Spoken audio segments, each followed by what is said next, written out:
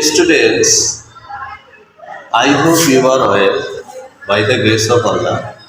I am well too. Today we learn this or that, this and that. Use this and that. Look at the blackboard. This. দেখো this মানে হলো এই,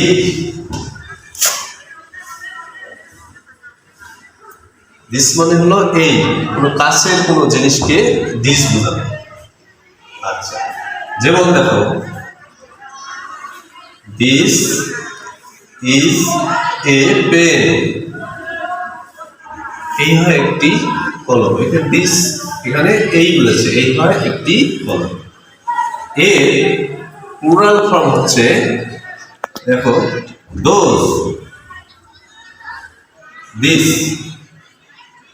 এর plural form হচ্ছে this. This মানে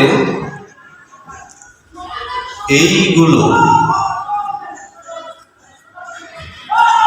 দেখো এখন লক্ষ্য করো, তাহলে দিস আর পেজ,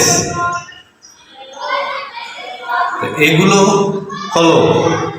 তাহলে দিস এবং দিস এই দুটার ব্যবহার তোমরা শিখলে, ঠিক আছে?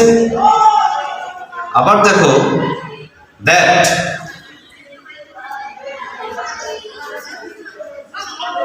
দ্যাট দ্যাট হচ্ছে যে, আবার হতে পারে ওই, মানে দূরের কিছু জিনিসকে বোঝাতে আমরা দ্যাট ব্যবহার করব।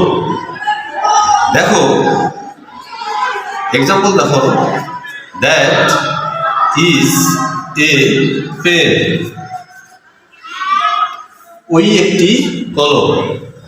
আবার দেখো এটার প্লুরাল ফর্ম হচ্ছে দোজ, THOAC, দোজ হচ্ছে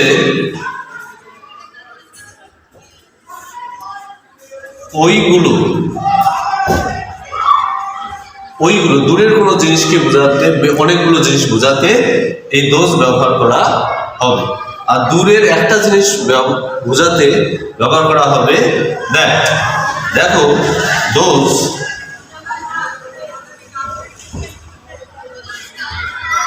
আর পেন। তাহলে দেখো দিস,